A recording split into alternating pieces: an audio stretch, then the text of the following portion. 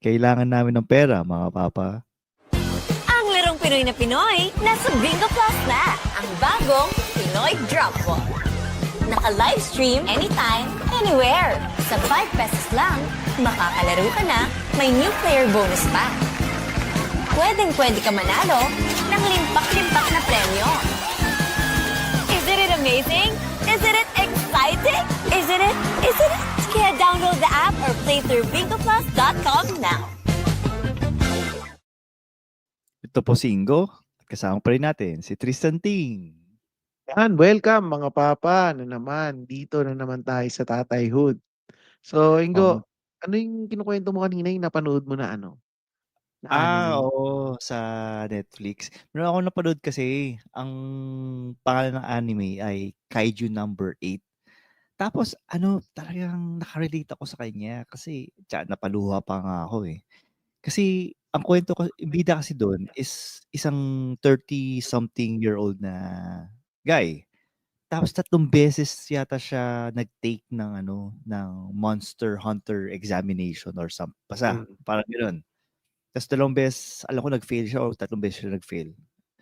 Tapos tapos kahit matanda na siya, well, relatively matanda na siya, hindi pa rin siya nag-pursue pa rin siya na maging Monster Hunter. Tapos in the end, yun, naging Monster Hunter siya.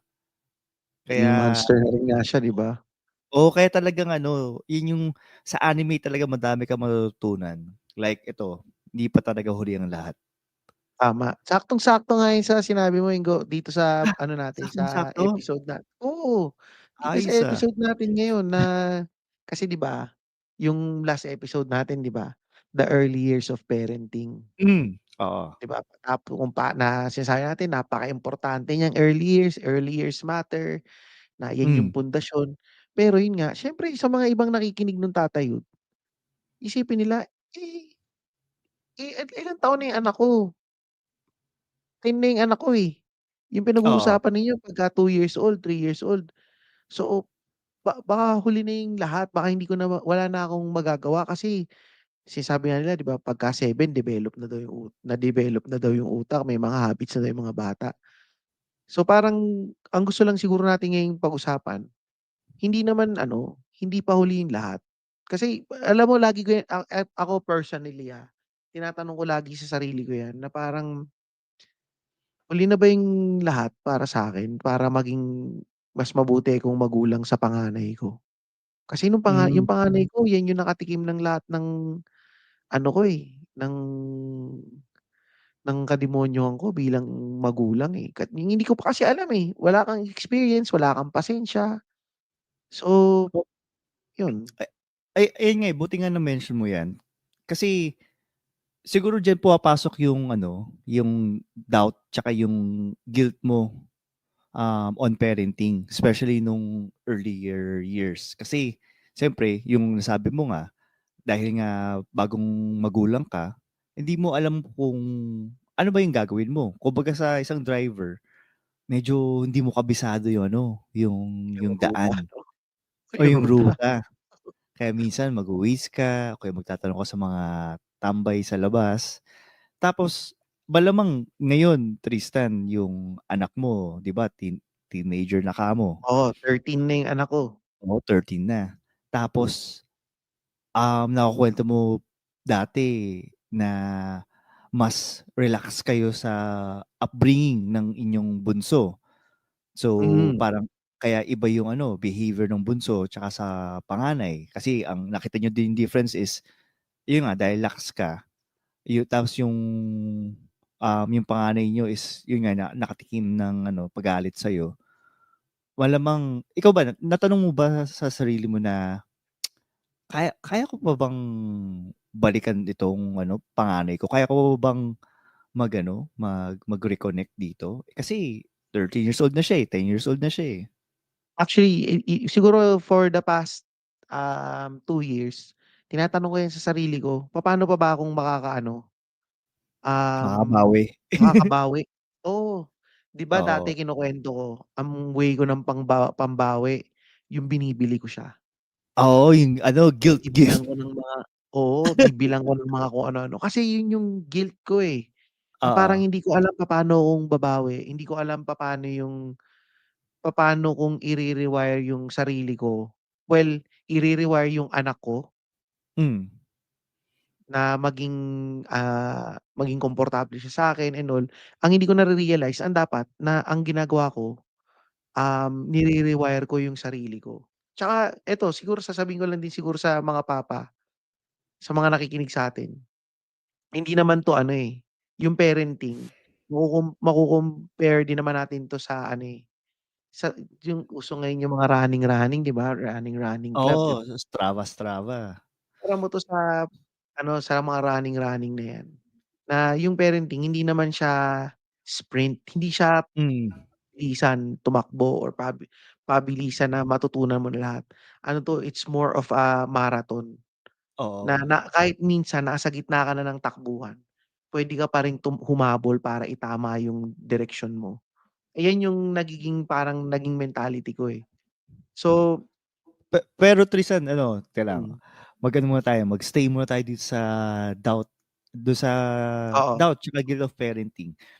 Kasi bigla akong napaisip, kaya siguro yung mga lolo't lola natin, eh, ano, bumabawi sila sa mga apo nila. oo, mismo, Kasi tama ang ganda niyang oo, sinabi mo. kasi during that time siguro, parang ano din, parang in a way nahihiya sila na bumawi directly sa kanilang Sa'tin, mismong anak. Oo, oo, kaya mag-skip level sila. Ano ako, honestly, in a way, nakaka-relate ako dun. Kasi ako naman, gusto ko naman bumawi sa parents ko na maging open sa kanila, magkuwento sa kanila, pero parang nahihiya ako. So, ang binabawian ko na lang yung apo nila. hmm, Apo lang din yun, which is anak ko. anak mo. Pero yun. So, ayan, maganda yan. Pero ayun nga, dahil diyan kasi naka-wire na kasi sa'kin na yung old school mentality. So, papaano ba yung ano na yan, yung sinasabi mo kanina, paano ba natin mare-rewire yung sarili natin sa pagbabago? Siguro ano, eh, ito kasi 'di ba sabi ko nga sa inyo, mahilig na ako ngayong magbasa ng mga hindi naman magbasa, makinig ng mga audiobooks, yung mga self-help. Oo. Meron akong isang nabasa, yung ano, puwede daw nating gawin na yung utak natin, well, yung mga utak daw ng tao para daw 'tong radyo na, Oo. puwede mo siyang i-tune in sa bagong frequency. Ang tawag Hmm. daw dito sa mga nakikinig, i-research niyo rin 'to, baka mamaya kasi mali ako, eh. Tawag daw dito neuroplasticity. Yung Hmm. kakayahan ng utak, yung ability ng utak na para i-rewire at tsaka matuto ng mga panibagong patterns. Hindi naman Oo. ibig sabihin na nagkulang tayo dati sa anak natin. Ako kasi parang lagi ko 'yang sinasabi sa sarili ko, eh, na hindi naman ibig sabihin na nagkulang ako sa panganay ko dati, na wala na akong magagawa ngayon, eh. So, sa relationship ko sa mga anak ko, it's more of siguro ako na lang, I'm gonna speak for myself na more of, journey siya. Hmm. Hindi siya natatapos. Oo. Na mula nung bata sila puwedeng medyo, bumpy ride yung relationship namin lalo nung panganay ko, ta's magiging smooth sailing, magiging bumpy ulit. Hmm. Pero ang importante kasi lagi dun yung natututo tayong bumangon, natututo at alam natin yung mga pagkakamali natin palagi. Oo. So yun, yun Ay, yung sa'kin. at saka ano yan, yung sinasabi mong neuroplasticity, related din yan sa ano, sa growing up. Kung mapapansin niyo 'pag nung bata tayo, ang dali nating maka-absorb ng mga information, mag-analyze, matuto ng mga bagong words or sorry, bagong language kaya nga bilingual karamihan sa atin, eh. Ito yung dahil din sa ano, sa mga synapses natin dahil bata pa lang tayo, nag-e-establish pa lang ng new connection, especially sa mga language. Tapos as we grow older, may mga old synapses na hindi masyadong ginagamit, nawawalan na yung connection. Kaya din nagiging ano din siya, contributing factor sa mga short term tsaka long term um, memory.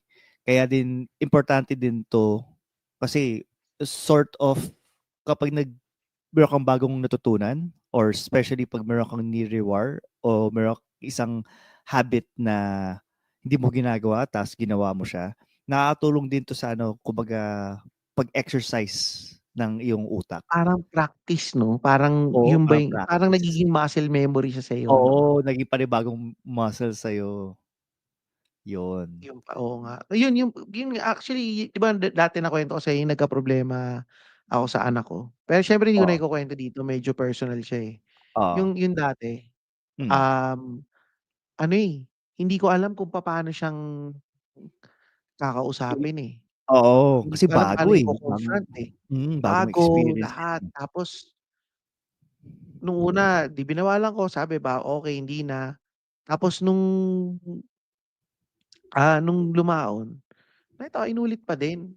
Hmm, Tapos umabot sa point na nung kinausap ko siya, ano medyo nag-breakdown ako yung nag-breakdown, hmm, na parang dun nga sa point na yun parang naisip ko na nagpakita ako ng ano, ng vulnerability dun sa oo, anak ko, hmm, na nakita niya siguro na yung tatay ko hindi lang naman 'to nagagalit, oo, ano rin 'to, lumuluha rin yung tatay ko and umiiyak hmm, siya dahil nagmamalasakit siya sa'kin. oo. After nung usap namin na yun ni Rigo, ano, eh, parang yung mas naging ano siya. Mas Kasi naging open parang ba? dati sobrang ano siya, eh, yung para siyang sobrang naka-close siya hindi siya ano bang term, hindi siya Um, hindi siya mahilig mag-open up sa'min dati. oo, hmm, Yung parang meron hindi ito yung tamang term, meron siyang wall hmm, sa'kin, lalo na sa'kin. Meron siyang wall, pati kay Luis may wall din siya dati. Kasi lagi namin siyang, "Hindi mali yan, hindi ganito, tama, mali, mali." Lahat mali. oo, Nung after nung pag-uusap namin na yun, mas bigla siyang naging ano, eh, yung mas naging komportable siya after. hmm, Hindi naramdaman niya na hindi sa lahat ng panahon papagalitan ako. hmm, Naramdaman din niya um, na parang 'pag pinagsabihan ka, hindi naman yun dahil gusto ka lang namin pagalitan, eh, dahil nagmamalasakit kami sa inyo. mm, Ito nga nakakatawa nga nito kasi sabi sa'kin ni Luis nun, kasi nung una si Luis yung galit, eh. oo, Tas nung ako sabi ko, "Hindi tama na ako na muna kakausap." Nung kinausap ko, naano ko, eh, napahagulgol ako, eh, nung kinakausap ko. oo, Hindi ko rin in-expect. Tapos sabi sa'kin ni Luis nung pagkatapos, "Grabe ka, samantalang sa'kin hindi mo ako iniyakan na kahit minsan." Yung si Rigo lang pala magpapaiyak sa'yo. Kasi nga ako hindi naman ako umiiyak basta-basta, eh. Nagulat hmm. ako naano rin ako nun na parang, tangina grabe. Ayun, Pero teka ito, may nag-comment. Ay sorry, go, ayun, go. sige sabi ko sana 'tong ano, yung kinoment ni Kuya Rex biglang awa na minsan kailangang makinig sa mga anak, lalo 'pag teenager na. 'Di puwedeng puro galit. Although mahirap magpigil ng galit, pero mas open sila 'pag may empathy. Ito, Yun, patunay ito sa wow, patunay. Patunay dito sa sinasabi ni Rex tsaka ni Tristan na kailangan mo ng empathy, ta's minsan kailangan mo din maging vulnerable. Kasi yung anak ko, so sa mga hindi pa nakakaalam, may ano, diagnose siya na may autism. So nung naghiwalay kami ng misis ko, hindi siya sumasama. So every weekend sa akin siya, dito siya sa bahay nag-i-stay. So nung first few visit niya or first few times na nag-visit siya dito, mga first few times na nag-visit siya dito, ayaw niyang sumama sa akin. Kasi naiwan sa ulo niya na, papagalitan lang ako nito, sisigawan lang ako nito mm. or papaluin or gano'n. So, parang ako, nahihirapan akong isama siya. nahihirapan ako kasi kailangan ko siyang buhatin, kailangan ko siya talagang kailangan ko siya i-force tapos Mm. yung ta's natatagalan ilabas yung anak ko sa bahay ng nanay niya.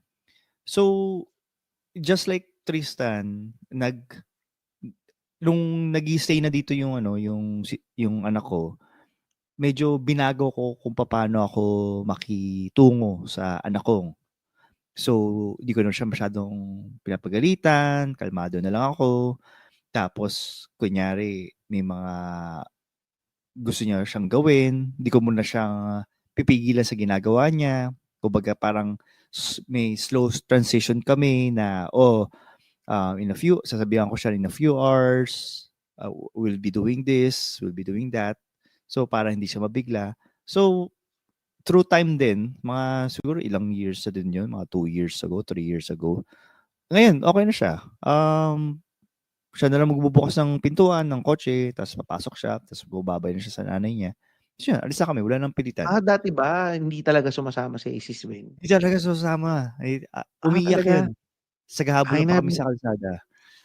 tsaka masakit din kasi yun, eh, 'pag nakita mong ayaw sa'yo nung anak mo. Oo, ayaw talaga sa'yo ng anak mo. Buwisit Oo, talaga. ako dati gano'n, eh, parang nakita ko yung si Rigo sumasama siya dun sa iba yung nakwento ko yung sa ibang episode yata natin, eh, sasama siya sa tatay nung ibang pamilya. Kasi Hmm, mas feeling niya siguro comfortable kasi siya. papagalitan ko siya, eh. Oo. Feeling niya siguro pagka may ginawa siyang 'pag nagpatawa lang siya sasabihin, "Wag kang ganyan, ganito, ganito." Pero Hmm, ako to my siguro sa sarili ko na lang, to my hmm. point, ang ayoko lang kasi talaga before is, yung kakainisan yung anak mo. Kasi yun yung reasoning ko dati na 'pag kinainisan sila, ako rin yung unang-unang masasaktan, eh.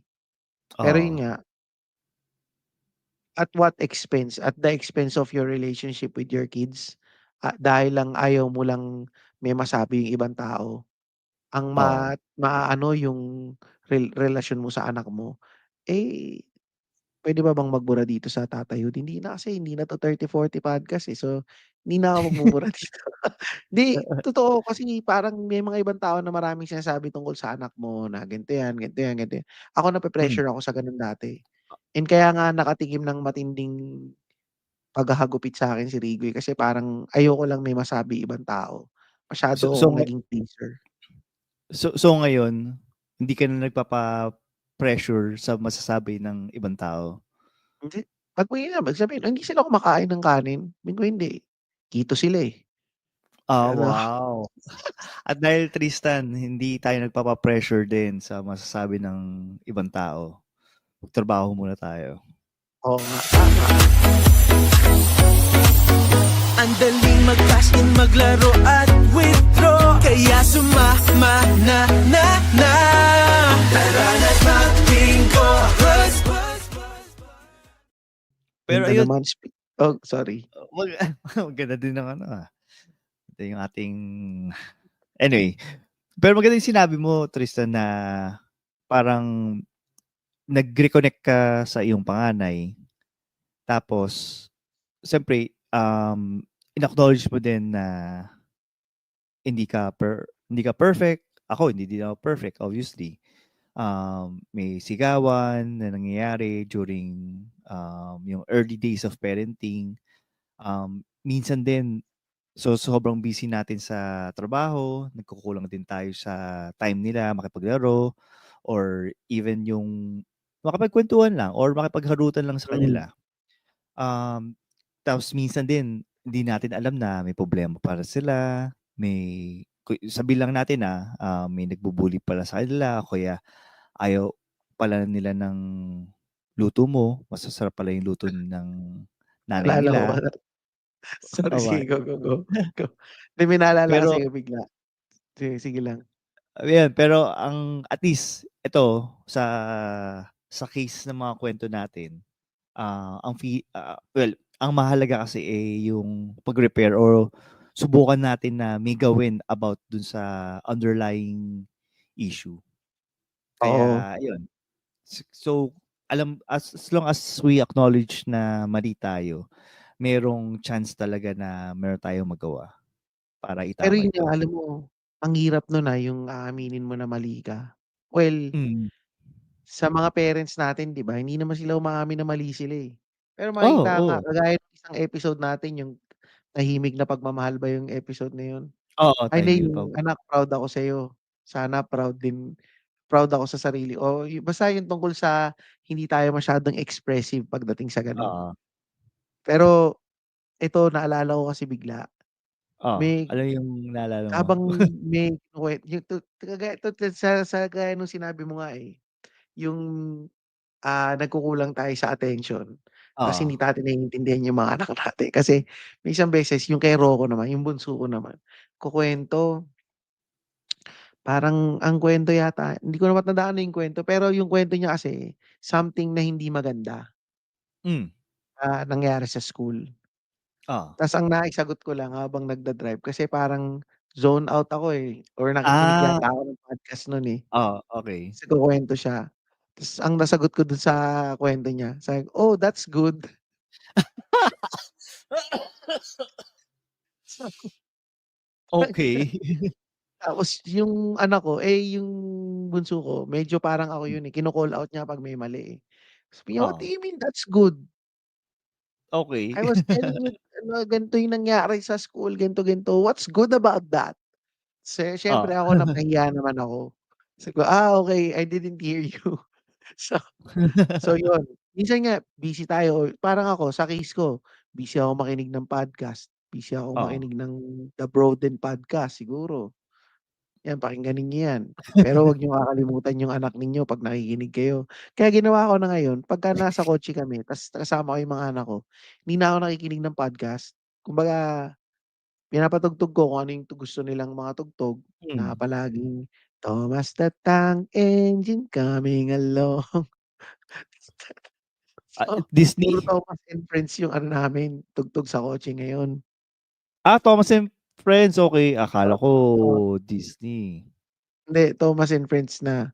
So, yun nga, parang sa'kin nahihirapan ako before na aminin na nagkamali ako kasi, Hmm, normal naman yun, na ayaw mong sisihin yung sarili mo, Ang lagi kong sinisisi nun lagi yung anak ko, Na hindi kasi kung oh, hindi naman siya ganyan, hindi naman ako magagalit, hindi naman ako sisigaw, Pero yun nga, the moment na nagagalit ka, the the more na 'pag ito kasi parang ito isa rin sa mga nabasa ko 'to, Hindi ko matandaan kung saan ko nabasa 'to, na pagka nagagalit daw tayo, hindi naman tayo nagagalit dun sa tao, More on nagagalit tayo sa sarili natin.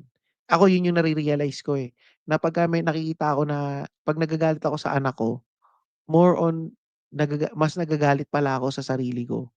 Kasi ano, bakit bakit gano'n yung parenting ko? Bakit hindi ko naturuan ng maayos yung anak ko? Ang nangyayari, imbes na sisihin ko yung sarili ko, mas sinisisi ko yung anak ko. Pero yun nga, kagaya ng sinabi nito ni Kuya Rex, ang hirap mag-sorry sa anak, hmm. pero kailangan, totoo yan. Pero Pero ito, di mo na ay sige, go Ingo. hindi, ito, siguro din ano, yun nga, makakatulong din talaga yung ano, na iparamdam mo yung sincere ka sa na sorry ka talaga sa pagmamahal, sa pagkakamali. Tapos sincere ka din na ini-improve mo yung relationship. Katulad nung ano, nung sinabi mo yung mga nakukuwento mo sa'kin dati Tristan na talagang kahit tulig na tulig ka na sa mga kuwento ng ng mga anak mo, pinapakita mo pa rin na interesado ka kasi dun sila nag-e-enjoy, eh. So, Mm, at saka parang ngayon is parang okey na 'to na kinakausap niya ako kaysa sa ano, hindi siya kumikibo sa oo, bahay. hindi tsaka ito, nagbago rin ako ng approach talaga. Kunwari meron silang ipapakita sa'kin na mga memes, ito nga, Hmm. yung mga anak ko, siguro naririnig nila yung mga pinagsasabi natin sa Discord, yung mga Talaga? Oo, yung mga murahan naiintindihan natin. siguro ko yung mga sinasabi ko na mga kagaguhan. Oo. So, gagawin nung mga anak ko lagi, lalapit sa'kin 'yan, ta's may Hmm. ipapakita sa'king mga meme, yung mga meme ng mga itim, yung mga memes ng Ah, mga bakla. seryoso? Okey. Oo, na puro mga kalokohan, papakita nila sa'kin. Oo. So ang dati ano lang ako, okey, gaganon lang ako. Ang binago Mm. ko sa approach ko, kahit ano pang ginagawa ko, ititigil ko, tapos titingin ako sa kanila. Titignan ko yung Oo. kung ano yung pinapakita nila, tapos lagi akong merong tanong, follow-up question. Hmm. Para at least maski papaano nakikita nila na nag-e-engage ako sa ano nila, sa lahat ng ginagawa nila. And gano'n din Oo. ginagawa rin ni Luis, eh. Ngayon nga, nagkaroon na kami ng habit ngayon pagkagabi bago matulog, Kini-quiz? nandun kami lahat sa kabilang kwarto. Oo. Um, Nanonood kami ng mga cat videos, Hmm. ganyan. Pinapakita nila yung mga pinapanood nila sa'min, Oo. yun mga gano'n. Ta's nanonood kami ng mga funny video sa internet na parang parang yun yung bago matulog, parang to cap off the day, yun yung ginagawa namin na wala kaming ibang ginagawa kung hindi nakatingin lang kami dun sa mga bata at sa So, kung ano yung pinapakita nila. imbis na nanonood kayo ni kay OG Diaz, eh, yung cat Oo, videos na lang yun? hindi, alam mo minsan, kahit nanonood kami ng OG Diaz, 'pag biglang lumapit yung isa sa mga anak namin tapos may Oo. kinukuwento, po-post namin kaagad si Mama Ogs. Po-post namin ta's tatanungin namin, "Oh, ano yun?" "Ah, okey. Oo nga 'no, ganito, ganito, ganito, ganito, ganito, ganito." Dati kasi ang style namin, "Shush!" Gaganon lang kami, "Shush, keep quiet, lower down the volume. Huwag kayong Oo. maingay, we're watching. Talk to me later." Gano'n yung mga ano namin, eh, siguro mga 2 years ago. Gano'n ang Oo. approach namin na parang sinu-shush namin sila o kaya sabihin namin na don't butt in, stop butting Oo. in, we're talking. Ngayon, kahit nasa kotse, kahit nag-uusap kami ni Luis ta's biglang may binlurt out yung anak namin, as long as na kami-kami lang naman, Hmm. titigil ako magsalita ta's magkukuwento na yung bata. Pero Okey. minsan nahuhuli ko pa rin yung sarili ko na parang naiinis ako. Kasi minsan Oo. in the moment ako ng pagkukuwento, ta's biglang magkukuwento yung anak ko, 'di ba? Humihinga lang ako ng malalim na parang, "Ay naku, mamaya na tayo mag-usap." Yun ang sasabihin ko kay Luis, yun.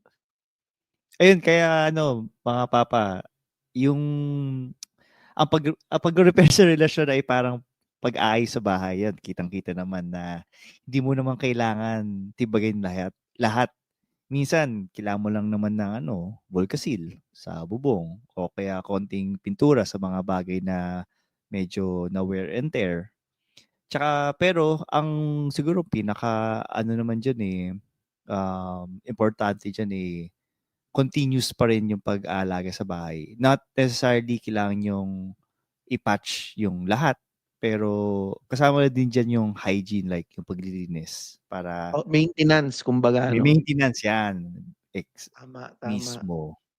Tsaka speaking Kaya of maintenance, magastos hmm, yung maintenance, 'di ba? oo, sobrang gastos. So, magtrabaho muna tayo ulit. Ayan, sige. Mga papa, alam niyo ba, meron na palang live streaming bingo sa Pilipinas, yung Bingo Plus. Kaya kung bored ka sa araw mo, mag-Bingo Plus ka. Malay mo, swertihin ka dito. Dahil sa ₱1 lang, pwede ka nang maglaro ng maraming games pag dinownload mo na yung Bingo Plus app. Kung first time mo sa Bingo Plus, meron kang matatanggap na free registration at Facebook bonus. Plus, meron pang payday rebate na up to ₱1,000. Nasa Bingo Plus na rin ang Pinoy na drop ball. Ito yung nilalaro natin tuwing piyesta, alam ko eh. And marami pang mga ibang games na masayang laruin. Oo nga, at may chance ka ring makakuha ng jackpot na up to 200 times and up to ₱4,317. Ito ay bonus para sa mga new players sa Pinoy Drop Ball ng Bingo Plus. Para naman sa jackpot prize, may chance ka manalo na up to ₱300 million. Ang kailangan nyo lang gawin ay mag-download ng Bingo Plus sa App Store or sa Google Play. O panoorin ng live streaming sa bingoplus.com. Legit itong Bingo Plus kasi Padcore affiliate sila. Ibig sabihin, secured ang data at mga login nyo. Kaya dito sa Bingo Plus, bingo sa saya, plus sa panalo. Powered by DG Plus. Kasama sila sa top Fortune 500 companies sa Southeast Asia. Mga papa, tandaan natin, pang 21 and above lang to ah. Keep it fun and game responsibly. Visit pagcor.ph/regulatory or email them at keepitfun@pagcor.ph. Ganda yan. Pero biglang may naalala ko dyan sa Bingo Plus. Mm. Naalala ko yung yung kakilala kong seaman online casino. Tapos, pero kaya ko siya naalala kasi yung ikukwento ko na isang medyo real life story, papalitan lang natin yung pangalan ng bida. Tago natin sa pangalan na Tito Franco. So itong story na to ay tungkol sa never too late na true to life story ni Tito Franco. Kasi dahil nag-OFW siya, hindi niya nakita na lumaki yung mga anak niya. Siyempre, dahil nga OFW, paminsan-minsan lang siya umuwi. Well, once a year lang siya umuwi. Hindi niya totally nakita yung paglaki ng mga anak niya. Kaya nung nag-retire na siya dun sa trabaho niya sa Middle East, malalaki na yung mga anak niya. College na, or hindi na niya nakita na nasa toddler yung mga anak niya. So, during that time, kailangan niyang ma-reestablish yung relationship niya as a father sa mga anak niya. Kasi siyempre parang napaka-weird naman na parang sino ka ba? I mean, Mm. alam namin tatay ka namin, pero parang wala ka naman dito for almost half my life or buong buhay ko. Tas ngayon andito ka na. So, ayun, lumalabas sila ng mga anak niya, nakipagkwentuhan siya, naki-join siya sa mga kaguluhan ng ng mga anak niya, TikTok sila which ng anak niya.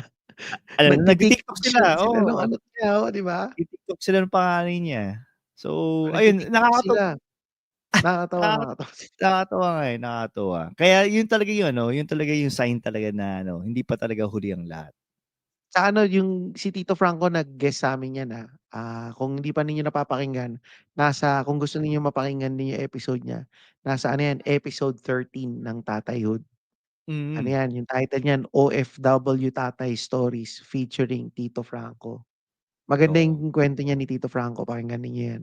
Pero yun, ako bibigay ko rin example. Siguro, siyempre, bibigay ko na naman example, yung sarili ko na naman. Tulad nung kasi yung dati yung sobrang mainitin yung ulo ko, mahigpit ako Hmm. sa lahat ng kilos ng mga anak ko. Parang nakakapagod din. Although lagi ko rin yung sinasabi sa mga anak ko na parang, "Akala niyo ba madali lang magalit? Ang hirap niyan, nade-drain din ako 'pag nagagalit ako." Pero Oo. yun nga, ay Oh, mahirap, yan. eh. So, ngayon nga parang medyo mas nagiging self-aware lang ako.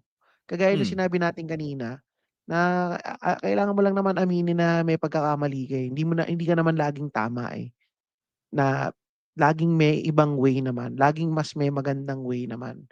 Hmm. So, ngayon siguro, mga 80% hindi na ako nagagalit, 20% na lang ako nagagalit. As in sobrang bihira na lang ako magalit ngayon, eh. Siguro So, mga 10% na lang, eh. magaling ka na magtimpi ngayon kumbaga. Oo, oo, oo, mas nagtitimpi na ako ngayon. So, ang ano lang siguro, ang ginagawa ko lang ngayon is siguro mas nakikinig ako, tsaka mas mas nagpapakita ako ng ng love sa mga anak ko. Yung sa panganay ko nga medyo awkward pa siya 'pag niyayakap ko siya, eh. Siguro kasi hindi Hmm. pa siya sanay, eh. Pero ginagawa ko pa rin, parang inaakbayan ko, niyayakap ko. O kaya minsan tatambay ako sa kwarto niya kahit kunyari naglalaro lang siya, tambay lang ako sa kwarto. Minsan kapag tumambay ako sa kwarto niya, tatanungin na kaagad ako nun, eh, "Tatay, why are you here?" "I just want to hang out with you. I just want to watch you play." Yun lang. Tas maglalaro na siya ulit. O kaya minsan aayain ko, "Rico, nood tayong Transformers. Rico, nood tayo ng Yu Yu Hakusho." Nitong Ah. recently nanood kami Sakumo Days. Oo, ganda, oo. Sabi nga nung anak ko, Oh, Ikaw ano, yung si Sako mo daw. He oo. reminds me of you. Sabi ko, why? Because before you're not fat, and then when you got married, you got fat. So, sabi ko, now you know. Yun. Pero yan siguro, mag-closing na siguro tayo ngayon dahil gumagabi na. At Mm. kat pero ano, katulad nung napag-usapan natin nung last episode or last week episode na early years, early years of parenting. Habang importante yung ano, yung foundation, mas siguro mas mahalaga yung ano, yung consistency ng pag-aalaga do sa relasyon nyo na hindi naman necessarily start ng childhood ang pinaka-importante. Pero dito siguro na nagpapatunay na kahit saan ka magsimula, ang mahalaga is consistency and yung ituturo mo na tama yung ano, yung landas at yung um, yung maiisip mo kung paano mo iko-correct yung mga mali mo dati, siguro yun yung isa sa mga pinaka mahalaga. Kasi parang it's not important if hindi ka naging perfect dati, pero as long as andyan ka being a parent and kino-correct mo yung pagkakamali mo. Tsaka ito, isa ko pa siguro sasabihin. Para sa mga nakikinig siguro, tsaka para rin sa atin, um, ano ito, yung pag-amin natin ng pagkakamali natin sa mga anak natin, malaking epekto yun eh. Kumbaga, malaking, um, ano bang word na sasabihin ko dito? Malaking factor siya na pag-repair ng relationship ninyo. Yung parang Mm. sasabihin mo lang naman, parang simpleng, "Pasensya ka na anak, ano na yun, enough na yun para magkaroon kayo ng way para mag-reconnect. Kasi minsan mas mararamdaman ng anak mo yung sincerity mo. Lastly sa'kin, tandaan niyo lang din na good dads don't get it right all the time, but good dads repair. Kaya ano, kung gusto kayo mag-share tungkol sa pagiging tatay, kwento ng pagbabago nyo, message nyo lang kami dito sa Tatayhood Podcast. Kaya salamat mga papa. Salamat mga papa.